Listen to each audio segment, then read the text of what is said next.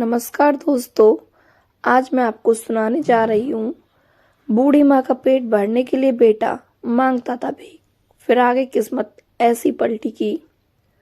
नीतू ने हर्ष से पूछा, आज रात खाने में क्या बनाऊं? हॉल में बैठे हर्ष से मुस्कुराते हुए पूछा। हर्ष ने तेज आवाज में कहा, जो मन हो बना लो। वैसे भी बनाना तो तुम्हें अपनी मर्जी से ही है। रोज रोज एक सवाल पूछकर तुम बोर नहीं होती क्या?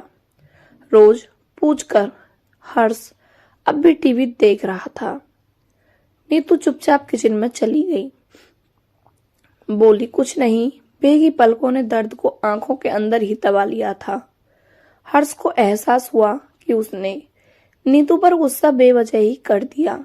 कुछ देर बाद ही मन कचोटने लगा। हर्ष को गुस्सा करके अच्छा नहीं लग रहा था।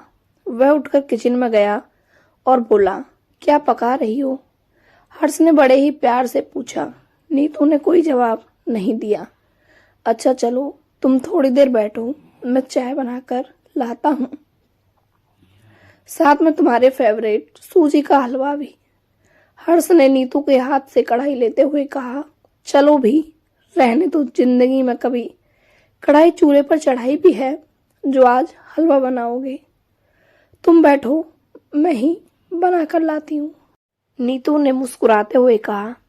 हर्ष खुशी की मुस्कान के साथ बाहर निकल आया। नाराजगी और उदासी ज्यादा बढ़ती उससे पहले हर्ष ने बात संभाल ली। हर्ष जानता था कि असल में संभाला तो पत्नी ने था। बात को बिना तूल दिए हुए वह तो हमेशा पति को जीतते देखना चाहती है, फिर स्वयं से भी भला कैसे हारने देती।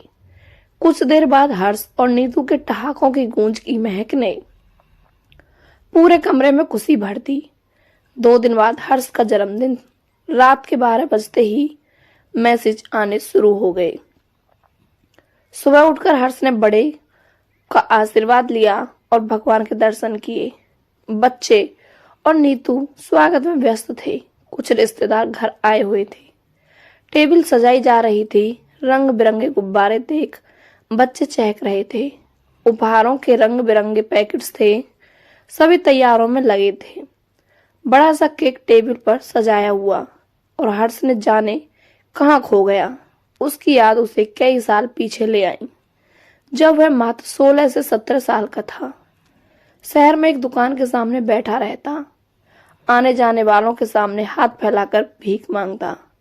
शाम तक इतना हो जाता कि वह उसकी माँ का पेट पल जाता। एक दिन वहां से एक साहब गुजरे।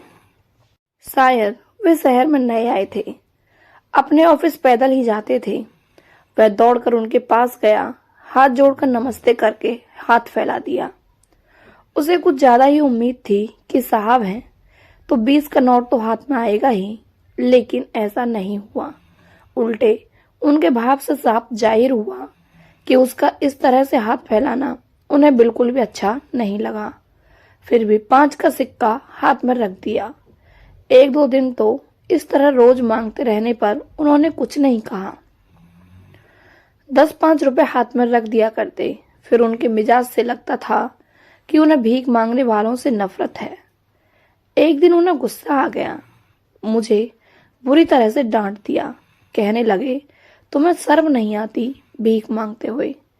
अच्छे भले सेहतमंद हो, मेहनत करके खाओ। तुम्हारी तरह सभी भीख मांगने लग जाएं तो देश में कमाएगा कौन? हमारे देश के जितने भी भीख मांगने वाले हैं, अगर मेहनत करने लग जाए तो हमारे देश आगे बढ़ सकता है। साहब के चेहरे पर गुस्से को भांपकर वह चुपचाप गर्दन नीची कर दुकान की तरफ लौट गया। अब साहब उसे रुपया नहीं देते।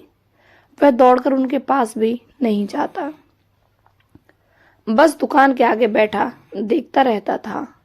साहब भी तिरछी नजरों से घूरते हुए तेजी से निकल जाते।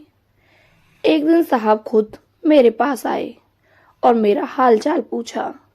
मुझे लगा आज साहब मूड में हैं, मुझे 20-50 का नोट तो दे ही देंगे, पर ऐसा नहीं हुआ। वे पैसों की जगह एक पैकेट देकर कहने लगे, आज मैं तेरे लिए गिफ्ट लाया हूँ। फिर पैकेट खोला, उसमें से चाय बनने वाली मशीन देते हुए बोले, आज से तुम्हें भीख मांगने की जरूरत नहीं पड़ेगी। इस मशीन से तुम आसानी से चाय बनाकर बेच सकते हो। लोग अपने आप आएंगे और तुझे 10 रुपए देकर चाय पिएंगे। इससे तुझे किसी के सामने हाथ फैलाने की जरूरत नहीं पड़ेगी। तुम अपने मेहनत की खाओगे, कहकर उन्होंने गाल पर हल्की सी ठपकी दी और चले गए। मेरी आंखें भर आईं। अब वे हमेशा मेरे पास खुद रुकते और चाय पीकर जाते और मेरा हालचाल पूछते, उसकी दिन भर की कमाई का पूछते। कभी कभी हंसकर मजाक में कहते, पैसों की बचत करके रखना, तेरी शादी जो करनी है। धीरे धीरे पैसे की बचत होने लगी। कुछ समय बाद उसने खुद की चाय की दुकान भी खोल ली। दुकान चल निकली तो धंधे का विस्तार कर लिया। आज भर पूरा परिवार, पैसा, गाड़ी, अच्छे दोस्त, सब कुछ है। किसी चीज की कमी नहीं है। पर साहब जाने कहाँ होंगे। उनका तो कुछ ही नहीं, महीनों बाद तबादला हो गया था। मैंने उन्हें बहुत ढूंढा पर वो मुझे फिर कभी नहीं दिखे। हैप्पी बर्थडे टू यू गाने के साथ मेरा ध्यान टूटा। उसने मोमबत्तियां बुझाईं, सबने उपहार भेंट किए, पर उसे वह उपहार याद आ रहा था जिसने उसकी जिंदगी को बदल दिया था। उसी उपहार ने उसे इस मकाम तक पहुंचाया ना। न जाने कहाँ होंगे वो साहब, पर जहां भी होंगे सैकड़ों को नई राह दिखा रहे होंगे। अपने साहब को याद करते हुए उसकी आंखें नम हो आईं। यदि सबकी सोच ऐसी हो जाए तो पता नहीं कितने परिवारों की किस्मत बदल सकती है। लेकिन आज के जमाने में कुछ लोग ऐसे भी हैं जो मेहनत नहीं करना चाहते, बस भीख मांगने पर ही निर्भर हैं। कुछ लोगों ने भीख मांगने का धंधा बना रखा है। आपको ये वीडियो कैसी लगी हमें कमेंट करके अवश्य बताएं।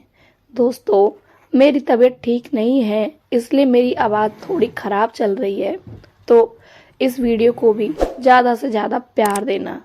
आपका बहुत बहुत धन्यवाद।